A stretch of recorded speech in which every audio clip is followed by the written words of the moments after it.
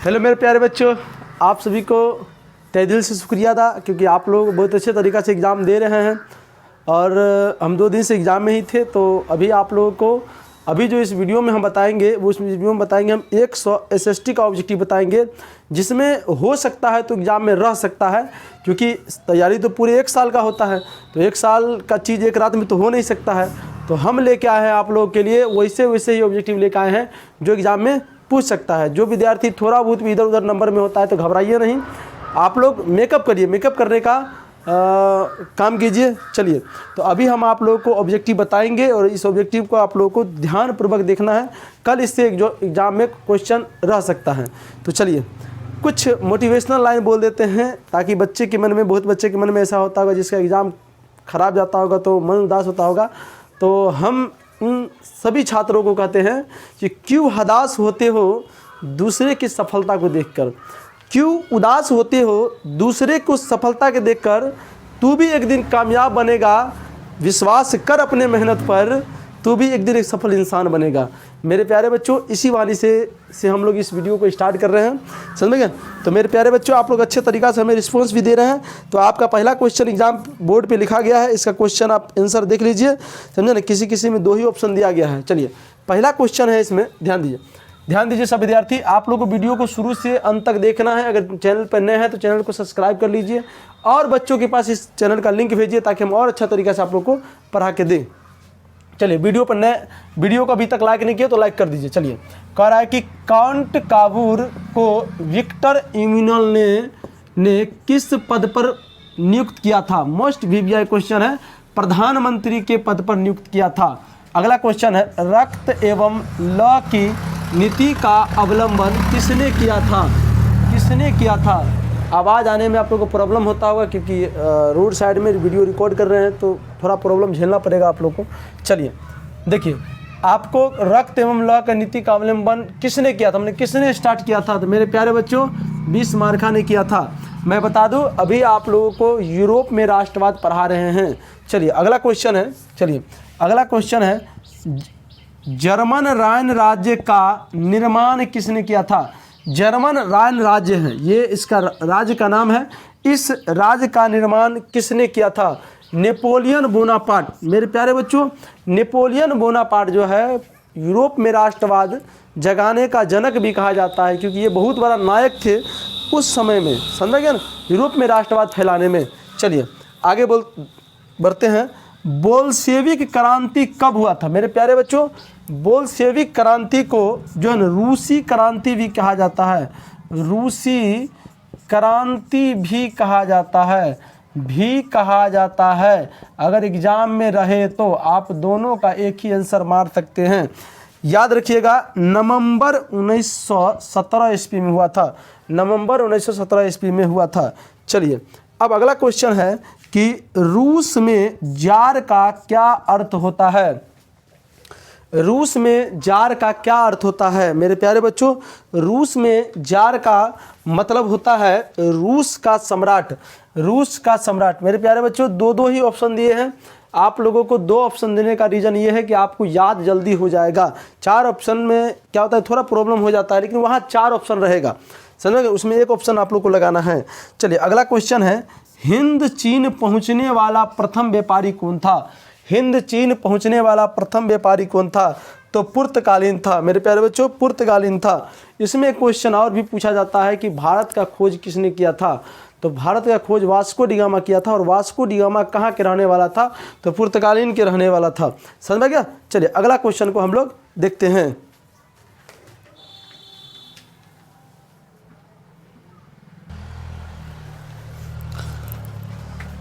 चलिए अगला क्वेश्चन है, ध्यान दीजिएगा आप लोग। चलिए अगला क्वेश्चन है, ध्यान दीजिए।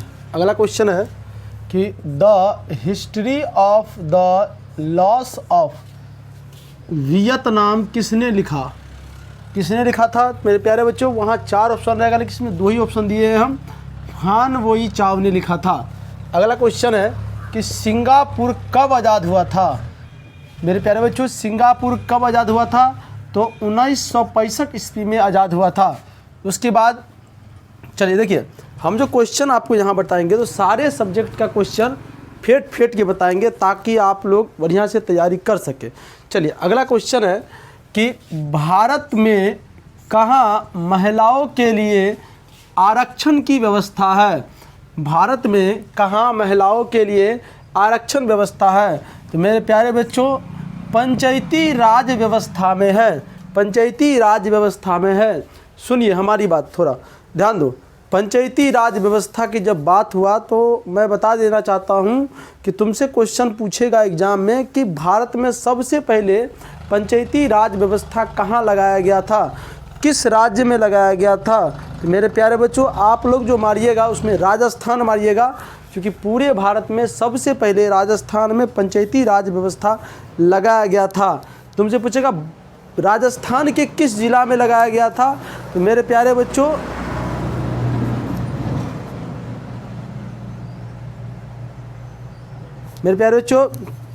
आप बोलिएगा वहाँ पर जो है ना नागौर जिला में लगाया गया था। नागौर जिला में कितना ईस्वी में लगाया गया था ये भी पूछ सकता है। 2 अक्टूबर 1959 ईस्वी में लगाया गया था। चलिए इतना बात आप समझ गए। चलिए अगला क्वेश्चन है 16वीं लोकसभा में महिला सदस्यों की संख्या कितनी है? 16वीं लोकसभा के अनुसार जो है ना महिला सदस्यों की संख्या कितनी थी लोकसभा में?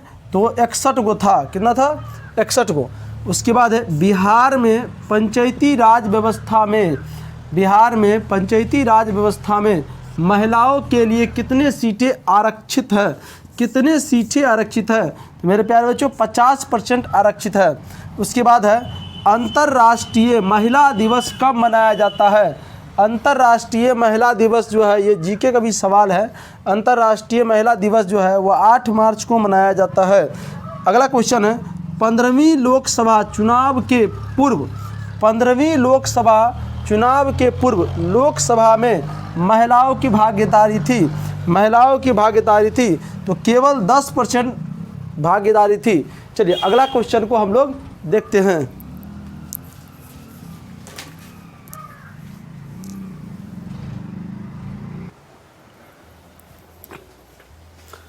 अगला क्वेश्चन देखिए। चलिए अगला क्वेश्चन है कि अखिल भारतीय ट्रेड यूनियन कांग्रेस की स्थापना कब हुआ था? अखिल भारतीय ट्रेड यूनियन कांग्रेस की स्थापना 1920 ईस्वी में हुआ था। उसके बाद कह रहा है किस घटना के बाद महात्मा गांधी ने अपने केसरे-ए-हिंद की उपाधि त्याग दी? मेरे प्यारे बच्चों जालियांवाला बाग हत्याकांड के बाद। उसके बाद भारत छोड़ो आंदोलन का प्रसिद्ध नारा था करो या मरो। भारतीय राष्ट्रीय कांग्रेस की स्थापना कब हुआ था?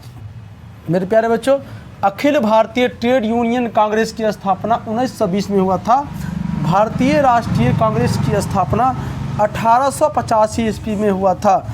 उसके बाद चौरी चौरा कांड के बाद महात्मा गांधी ने किस निम्नलिखित में से किस आंदोलन को बंद कर दिया था? मेरे प्यारे बच्चों असहयोग आंदोलन को बंद कर दिया था। भारतीय राष्ट्रीय कांग्रेस के पहला अध्यक्ष कौन था? भारतीय राष्ट्रीय कांग्रेस की पहला अध्यक्ष योमस चंद्र मुखर्जी था। मेरे प्यारे बच्चों अगला क्वेश्चन को हम लोग देखते हैं।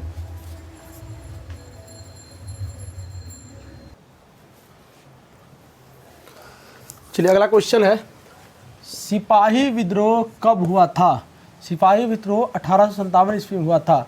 गांधी जी ने साबरमती आश्रम की स्थापना किस वर्ष किया था? 1916 ईस्वी में। वल्लभ भाई पटेल को सरदार की उपाधि किस किसान आंदोलन के दौरान दिया गया था? तो बारदोली। उसके बाद अखिल भारतीय किसान सभा का संगठन किस वर्ष हुआ था? तो 1936 ईस्वी में हुआ था। उसके बाद है रंफा विद्रोह कब हुआ था? मेरे प्यारे बच्चों 1917 ईस्वी में रंफा विद्रोह हुआ था, जब बोल्शेविक क्रांति चल रहा था यूरोप में, उसी वक्त हुआ था। भारतीय कम्युनिस्ट पार्टी की स्थापना कब हुआ था? तो 1925 ईस्वी में हुआ था। उसके बाद चौरी चौरा कांड कब हुआ था? तो 1922 ईस्वी में हुआ था, क्योंकि जालियांवाला बाग हत्याकांड के बाद चौरी चौरा कांड हुआ था। जालियांवाला बाग 13 अप्रैल 1919 ईस्वी में हुआ था। वो भी कहाँ? पंजाब के अमृतसर में हुआ था। चलेगा। चलिए अगला क्वेश्चन देखते हैं हम लोग।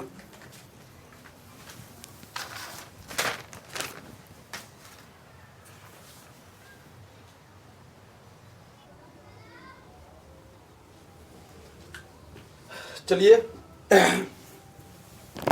अगला क्वेश्चन देखते हैं हम लोग।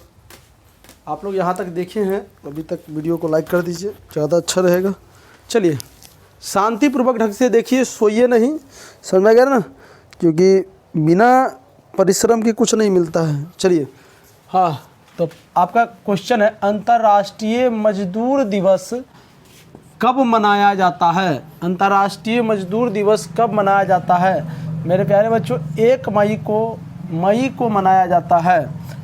भारत के लिए पहला फैक्ट्री एक्ट कब पारित हुआ था? मतलब भारत में फैक्ट्री, सबसे पहला फैक्ट्री के लिए नियम कब बनाया गया था? तो 1881 ईस्वी में। अंतर्राष्ट्रीय श्रमिक संगठन का मुख्यालय कहाँ है? तो मेरे प्यारे बच्चों जनेवा में है। उसके बाद लंदन में अनिवार्य प्राथमिक शिक्षा कब लागू हुआ था? तो मेरे प्यारे बच्चों इसमें है आंसर, थोड़ा कंफ्यूज भी जा रहे हैं इसमें, देख लेते हैं।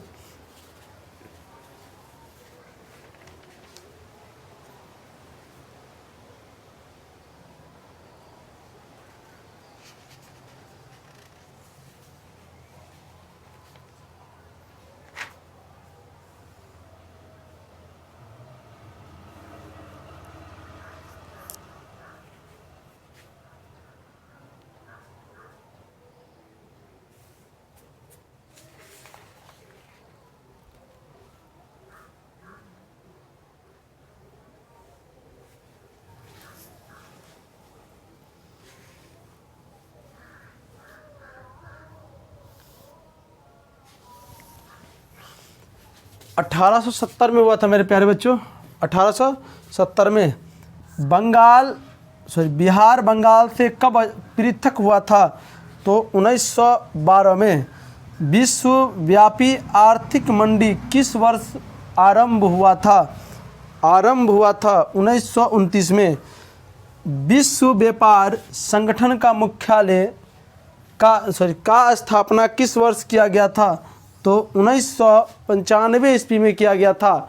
4 ऑप्शन दिया जाता है, वहाँ पर भी आपको 4 ऑप्शन दिया रहेगा। घबराइए नहीं, सिर्फ आंसर याद रखिए क्या होता है, समझे?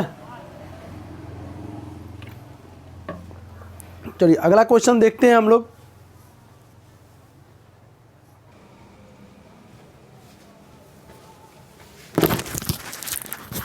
चलिए अगला क्वेश्चन है, ध्यान दीजिए आप लोग। चलो अगला क्वेश्चन है कि विश्व में सर्वप्रथम मुद्रा की शुरुआत कहाँ हुआ था? तो चीन में हुआ था। झारखंड राज्य का गठन कब हुआ था? तो 15 नवंबर 2000 को हुआ था। ग्राम कचहरी का प्रधान कौन होता है?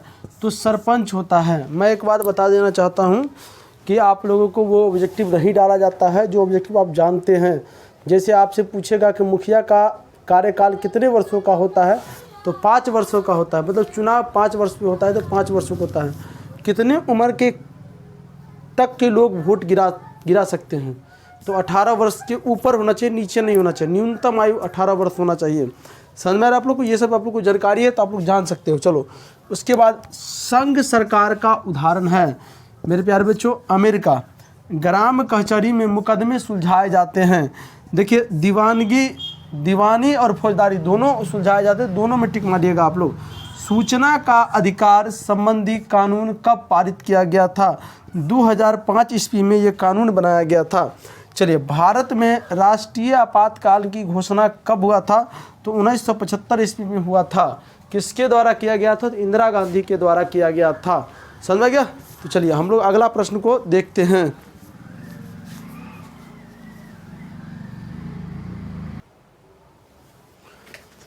चलिए अगला क्वेश्चन देखिए, बहुत बहुत अच्छा क्वेश्चन बता रहे हैं हम आप लोगों को, समझेगा ना? बस बता रहे हैं, देख लीजिए, ज़्यादा अच्छा रहेगा आप लोग को। देखिए कह रहा है कि बांग्लादेश, मेरे प्यारे बच्चों याद रखना, बांग्लादेश कब स्वतंत्र हुआ था? तो 1971 ईस्वी में। बंगाल का विभाजन कब हुआ था? तो 1905 ईस्वी में। समझो ना, बंगाल से बिहार का विभाजन तो 1912 ईस्वी में, याद रखिएगा। बिहार में संपूर्ण क्रांति का नेतृत्व किसने किया था? तो जयप्रकाश नारायण। मेरे प्यारे बच्चों, इसे जेपी आंदोलन भी कहा जाता है, छात्र आंदोलन भी कहा जाता है, तो याद रखिएगा आप लोग, ये तीनों नाम से ये जाना जाता है। उसके बाद देखिए, किसके नेतृत्व में 1977 में जनता पार्टी का गठन हुआ था? मोरारजी देसाई के द्वारा दिया गया था। देखिए, इस पार्टी का जो चुनाव चिन्ह है वो चक्र छाप था। क्या था? चक्र छाप, जो टूट गया बाद में, चलो अभी नहीं है, अब आगे है। बहुजन समाज पार्टी का संस्थापक कौन थे? तो काशीराम। क्या थे? काशीराम। भारतीय जनता पार्टी की स्थापना कब हुआ था? तो 1980 ईस्वी में हुआ था। यूनाइटेड जनता पार्टी का गठन कब हुआ था? तो 1999 में हुआ था। लोकसभा में निर्वाचन हेतु कुल कितने सीट है? तो 543। जब इतने हैं 543। उसके बाद श्रीलंका कब आज़ाद हुआ था? तो 1948 ईस्वी में श्रीलंका आज़ाद हुआ था। 1948 में। मेरे प्यारे बच्चों, एक चीज़ ध्यान रखो। अब देखो, लोकसभा जहाँ से हम लोग सांसद चुनते हैं तो उसमें कुल सीट जो है 545 है, लेकिन चुनाव 543 सीट पे होता है, 2 सीट आरक्षित रखा गया है, समझे ना। उसी तरह विधानसभा में भी जिसको विधायक चुनते हैं, जहाँ से मुख्यमंत्री बनता है, तो उसमें 245 सीट है, जिसमें 243 सीट पर 245 है और 243 पर जो है ना सिर्फ चुनाव होता है, तो निर्वाचन हेतु 243 ही होगा। इस क्वेश्चन का आंसर जो है ना आप लोग देख लीजिए, मार दीजिए, समझे ना। अगला क्वेश्चन हम लोग देखते हैं।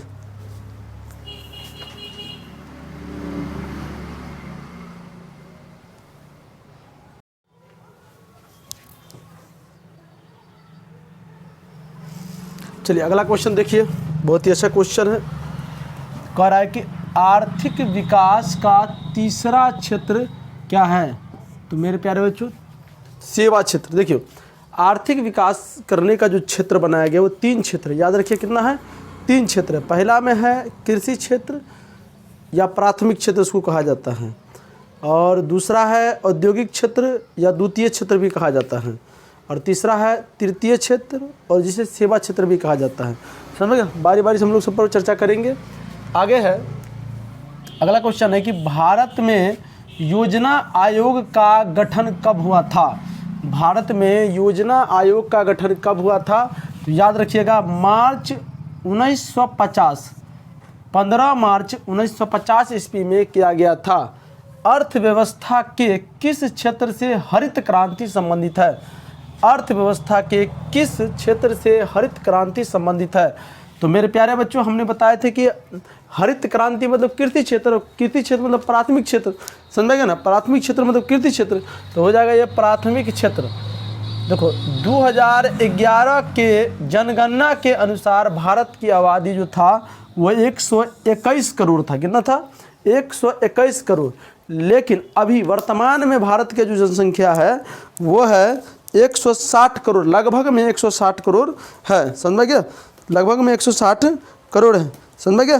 तो आप लोग इतना चीज़ को याद रख लीजिए ताकि आपको किसी भी प्रकार की दिक्कत ना हो, ना पड़े।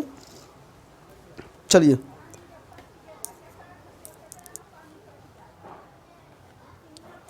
आगे बढ़ते हैं। अगला सवाल को देखिए, आप लोग ध्यान दो। अगला सवाल देखिए, अगला सवाल बहुत अच्छा क्वेश्चन है कि किस क्षेत्र को द्वितीय क्षेत्र कहा जाता है? अभी बताए थे आप लोग को, औद्योगिक क्षेत्र को ही द्वितीय क्षेत्र कहा जाता है। फिर से सुनिए, प्राथमिक क्षेत्र का मतलब कृषि क्षेत्र, द्वितीय क्षेत्र का मतलब औद्योगिक क्षेत्र, तृतीय क्षेत्र का मतलब होता है वो होता है सेवा क्षेत्र, समझ गए। तो आप लोगों को एग्जाम में पूछेगा तो आप लोग फंसिएगा नहीं, बना के आइएगा। उसके बाद नीति आयोग का गठन कब किया गया था?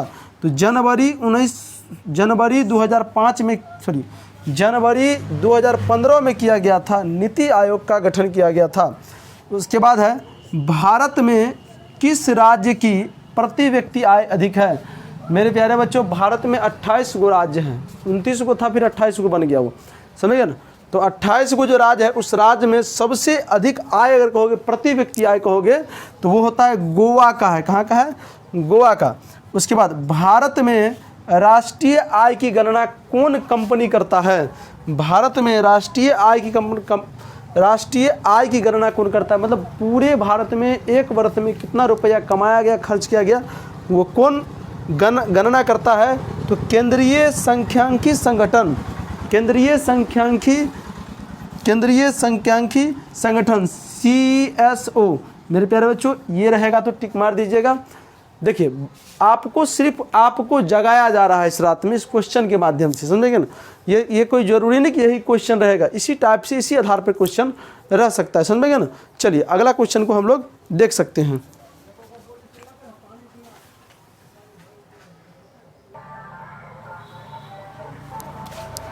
चलिए अगला क्वेश्चन है, ध्यान दीजिएगा आप लोग। अगला क्वेश्चन है, चलिए अगला क्वेश्चन है, भारत में प्रति व्यक्ति आय सबसे कम किस राज्य की है? तो बिहार की है, समझे ना। सबसे ज़्यादा है गोवा का और सबसे कम है बिहार की। उसके बाद है केंद्रीय सांख्यिकी संगठन की स्थापना कब हुआ था? तो 1954 ईस्वी में। साख का आधार है तो विश्वास, साख का आधार विश्वास या ऋण लौटा देने की क्षमता, इसमें लिखा रहेगा ऋण लौटा देने की क्षमता या विश्वास, ये दोनों होता है। अब दोनों देख सकते हैं। चलिए अगला क्वेश्चन है, रूस की मुद्रा क्या है? रूबल। रूस की मुद्रा क्या है? रूबल। उसके बाद है भारत की वित्तीय राजधानी किस शहर को कहा गया है? वित्तीय राजधानी किस शहर को कहा गया है? तो मुंबई को कहा गया है, समझ गया, मुंबई को कहा गया है। भारत की जो राजधानी है वो है, भारत की राजधानी दिल्ली है और वित्तीय राजधानी जो है वो है मुंबई। चलिए भारत में करेंसी नोट कौन जारी करता है? करेंसी नोट कौन जारी करता है? तो reserve bank of India. Bharat में करेंसी नोट कौन जारी करता है? तो रिजर्व बैंक ऑफ इंडिया जारी करता है। उसके बाद देखिए रिजर्व बैंक ऑफ इंडिया की स्थापना कब हुआ था? रिजर्व बैंक ऑफ इंडिया की स्थापना जो है 1935 ईस्वी में किया गया था। उसके बाद है भारत में कितने राष्ट्रीयकृत बैंक है? भारत में कितने राष्ट्रीयकृत बैंक है? बैंक तो बहुत ज़्यादा है लेकिन राष्ट्रीयकृत कितने हैं? तो मेरे प्यारे बच्चों 14। कितना है? 14 में टिक लगाइएगा आप लोग, समझिए। अगला क्वेश्चन को देखते हैं। थोड़ा गाना वाना बज रहा है लेकिन ध्यान आप लोग नहीं दीजिएगा, पढ़ाई पर ध्यान दीजिए। चलिए अगला क्वेश्चन को देखते हैं हम लोग। मेरे प्यारे बच्चों क्या हुआ कि बोर्ड पर जो है थोड़ा दिक्कत होने लगा और आँख में मेरा प्रॉब्लम है, इसलिए आँख थोड़ा देखने में दिक्कत हो रहा था, इसलिए आप लोग को बहुत अच्छा तरीका से इसमें पढ़ा देंगे हम। चलिए शुरू से लेकर अंत तक देखिए, इसमें और ज़्यादा क्वेश्चन कवर होगा। देखिए भारत की वित्तीय राजधानी किस शहर को कहा जाता है? मेरे प्यारे बच्चे मुंबई को। अगला क्वेश्चन है भारत में करेंसी नोट कौन जारी करता है? तो करेंसी नोट जारी करता है करेंसी नोट जो जारी करता है वो रिजर्व बैंक ऑफ इंडिया जारी करता है। चलिए अगला क्वेश्चन है भारतीय मुद्रा बाजार में किस प्रकार के ऋण को लेन देन होता है? तो मेरे प्यारे बच्चों अल्पकाल, क्या होता है वगैरह? अल्पकाल दिया जाता है। अगला क्वेश्चन है निम्नलिखित में से कौन संस्था भारत में मुद्रा जारी करने के लिए अधिकृत है? Reserve bank of India. मेरे प्यारे बच्चों रिजर्व बैंक ऑफ इंडिया। चलिए अगला क्वेश्चन है कि रिजर्व बैंक ऑफ इंडिया की स्थापना कब हुआ था? तो 1935 ईस्वी में हुआ था। दीर्घकालीन ऋण प्रदान करने वाली संस्था कौन है? तो भूमि विकास बैंक। भारत का केंद्रीय बैंक कौन है? तो भारत का केंद्रीय बैंक, जो भारत का जो अपना बैंक है वो रिजर्व बैंक ऑफ इंडिया है। चलिए अगला क्वेश्चन है कि वाणिज्य बैंकों का राष्ट्रीयकरण कब हुआ? वाणिज्य बैंकों का राष्ट्रीयकरण 1969 ईस्वी में हुआ था। मेरे प्यारे बच्चों 1969 ईस्वी में हुआ था। निम्न में कौन सा संस्थागत वित्तीय संस्थागत है? कौन सा संस्थागत वित्तीय संस्थागत है? तो व्यवसायी बैंक है। क्या हो जाएगा? व्यवसायी बैंक है। चलिए अगला क्वेश्चन है कि नोबेल पुरस्कार से सम्मानित बांग्लादेशी अर्थशास्त्री है प्रोफेसर मोहम्मद यूनुस।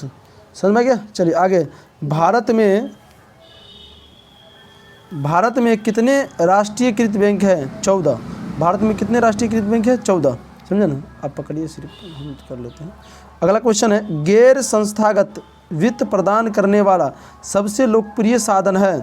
तो देशी बैंक। मेरे प्यारे बच्चों क्या हो जाएगा? सॉरी नहीं, महाजन क्या हो जाएगा, महाजन शेयर बाजार का नियामक संस्था है, शेयर बाजार का नियामक संस्था है। तो मेरे भाई जो SEBI, समझ में गया। चलिए अगला क्वेश्चन है,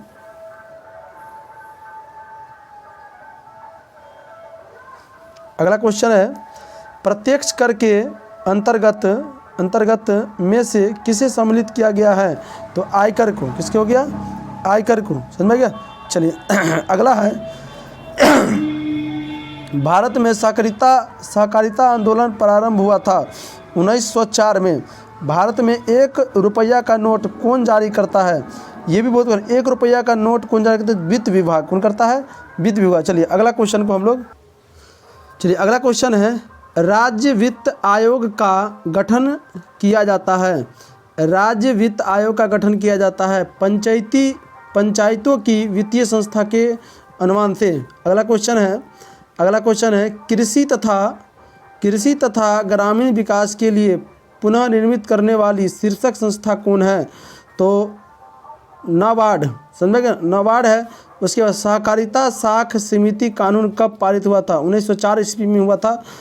ग्रामीण बैंक के संस्थापक कौन है, ग्रामीण बैंक के संस्थापक कौन है, तो प्रोफेसर मोहम्मद यूनुस, समझ गया।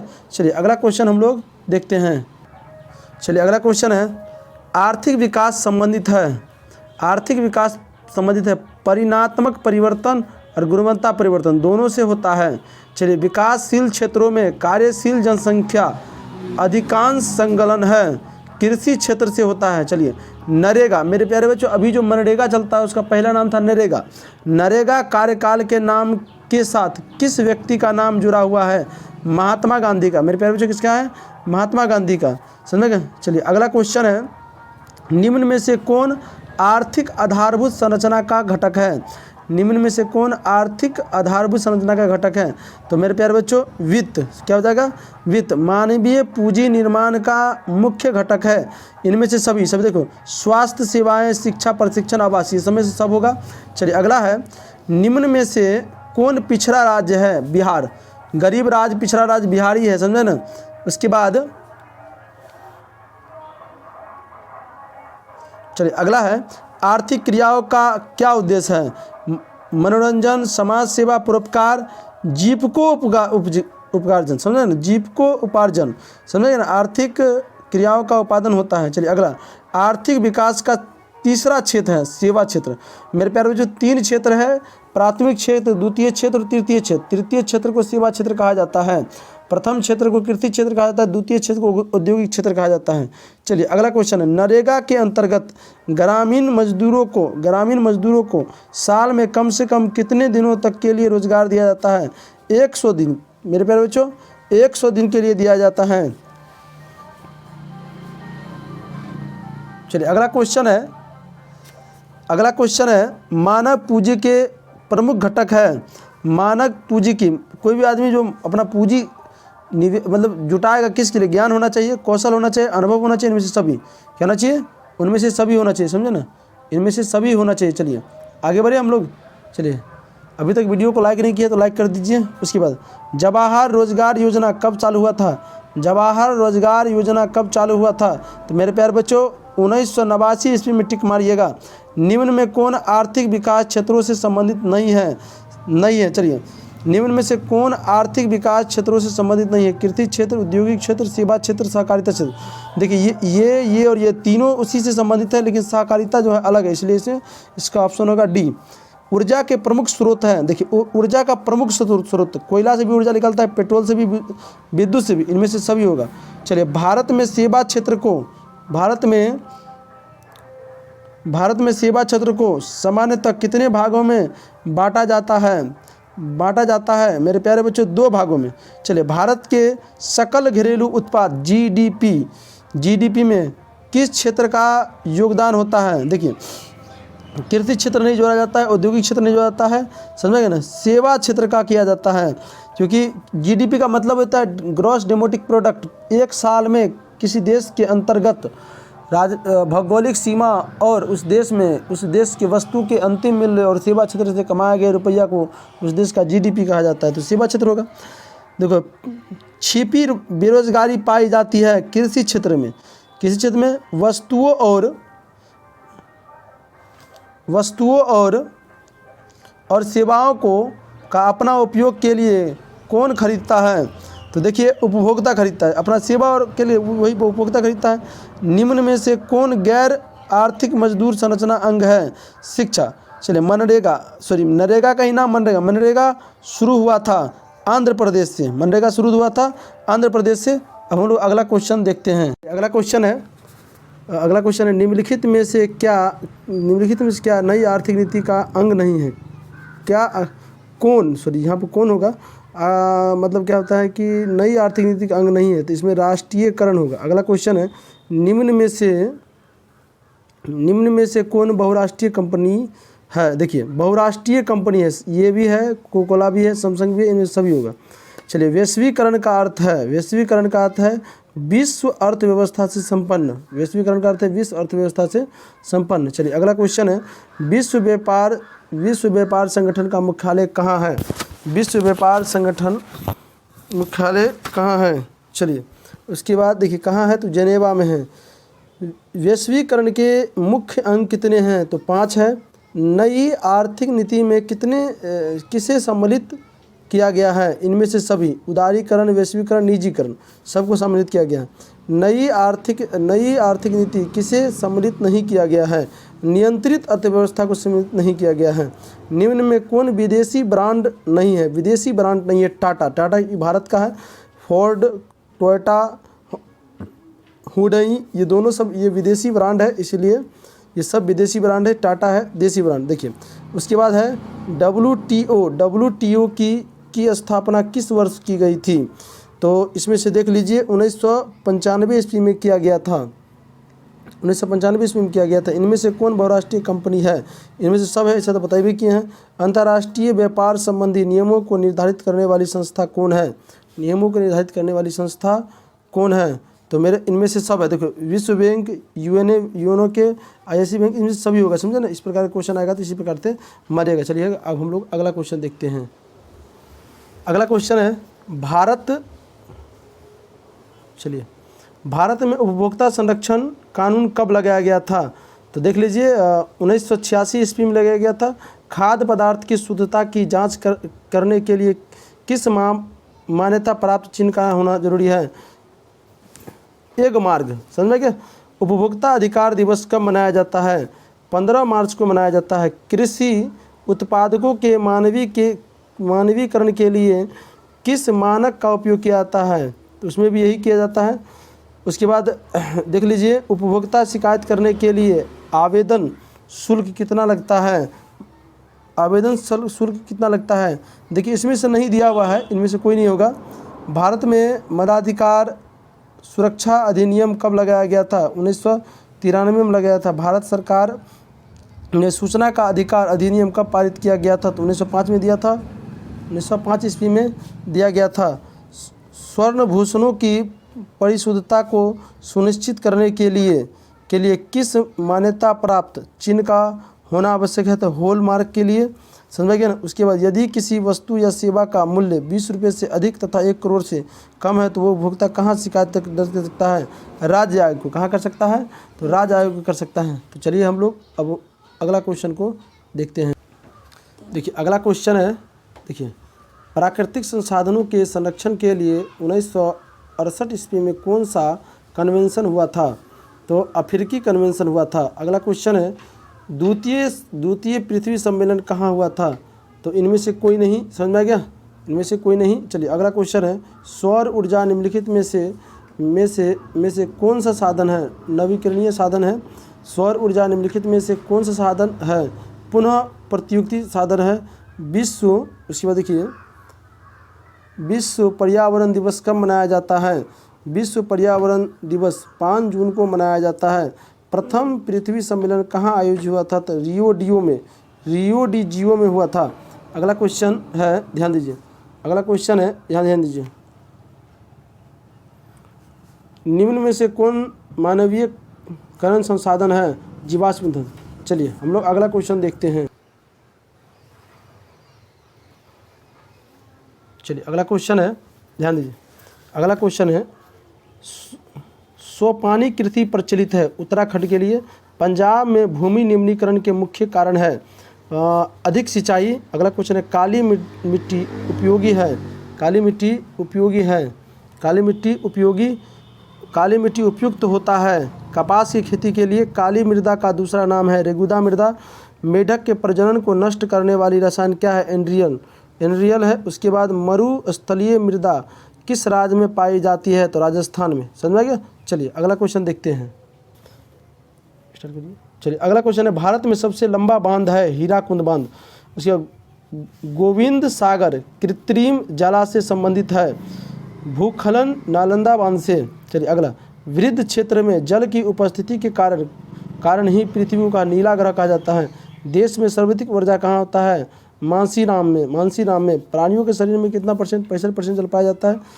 उसके बाद नर्मदा घाटी परियोजना किस राज्य से संबंधित है?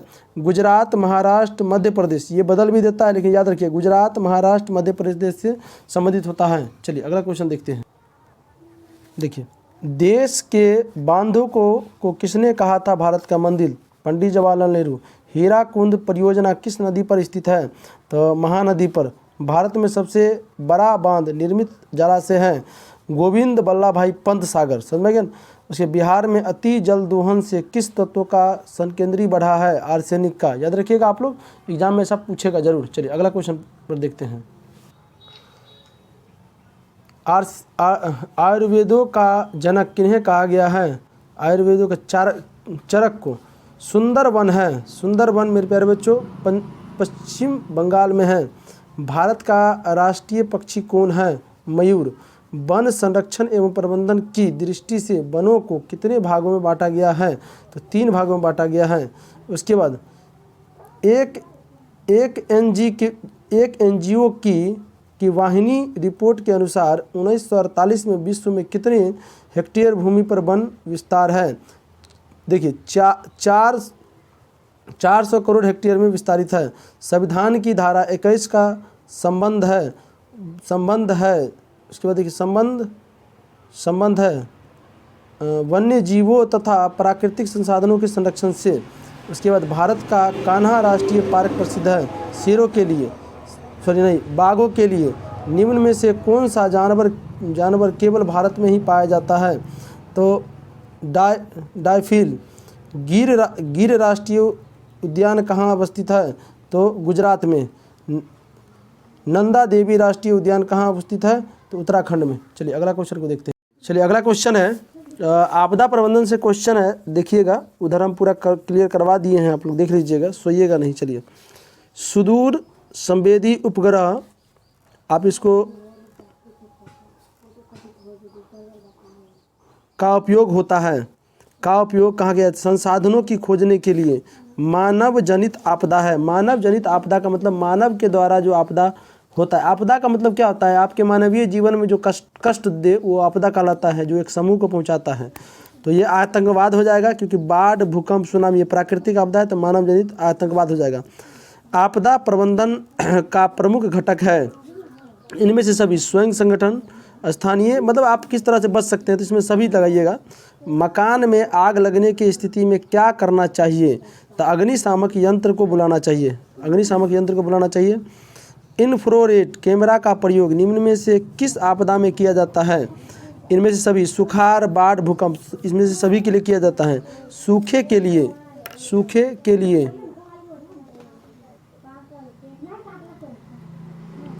आप लोग हल्ला नहीं कीजिए। सूखे के लिए उत्तरदायी कारक है वर्षा की कमी। निम्न में कौन संचार सेवा का संगठन है? इनमें से टेलीफोन, समाचार पत्र, टेलीविजन। हल्ला नहीं करो, इनमें से सभी होगा। चलिए, सर्वाधिक भूस्खलन प्रबंधन राज्य हैं उत्तराखंड। क्या हो जाएगा? उत्तराखंड। उसके बाद देखिए, उसके बाद बिहार का कौन सा भाग सर्वाधिक सूखा प्रबंधन है? दक्षिण बिहार। लंबे मलबे के नीचे दबे लोगों का पता लगाने के लिए किस यंत्र का प्रयोग किया जाता है? इंफ्रारेड कैमरा का प्रयोग किया जाता है।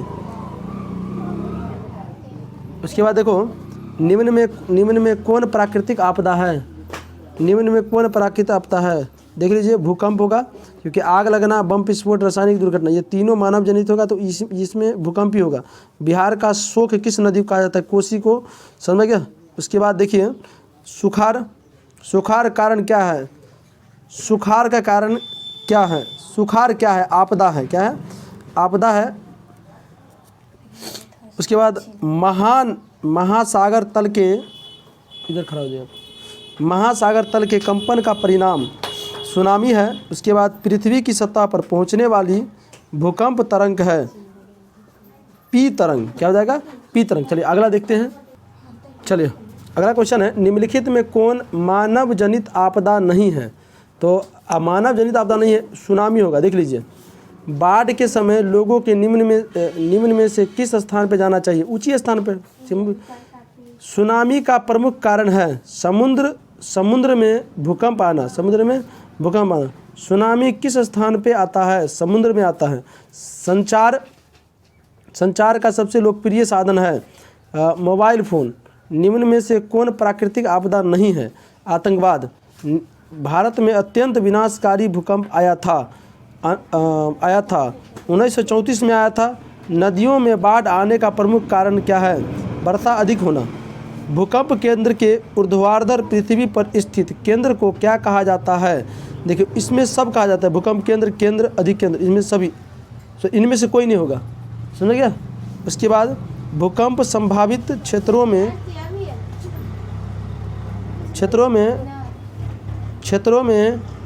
भवनों की प्राकृतिक कैसी होनी चाहिए? आयताकार होना चाहिए। प्राकृतिक आपदा है। बाढ़ क्या है? प्राकृतिक आपदा है। बाढ़ से सबसे अधिक हानि होती है। उपयुक्त सभी, पशुओं की, फसलों की, भवनों की, उपयुक्त सभी हो जाएगा।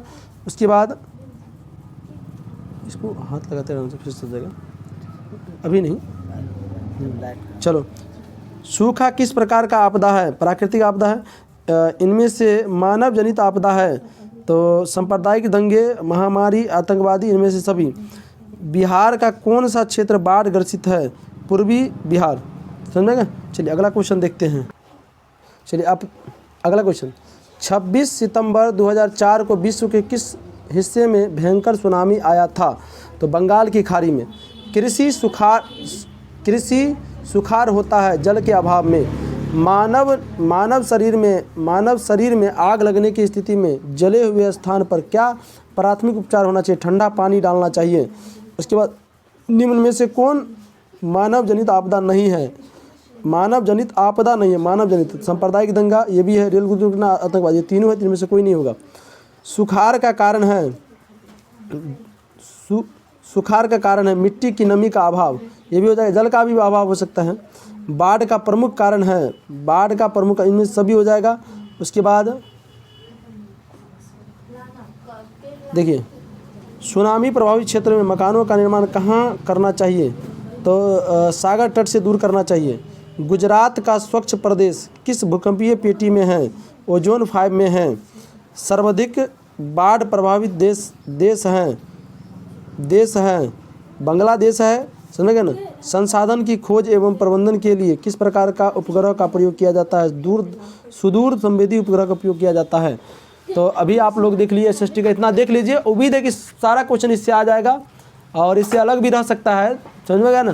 तो घबराने की जरूरी नहीं है। आप लोग से विनती रहेगा, अगर चैनल पर नए हैं तो चैनल को सब्सक्राइब कर दीजिए, लाइक कर दीजिए, कमेंट कर दीजिए और बता दीजिए किस जिले से आप हमें देख रहे हैं। चलिए धन्यवाद।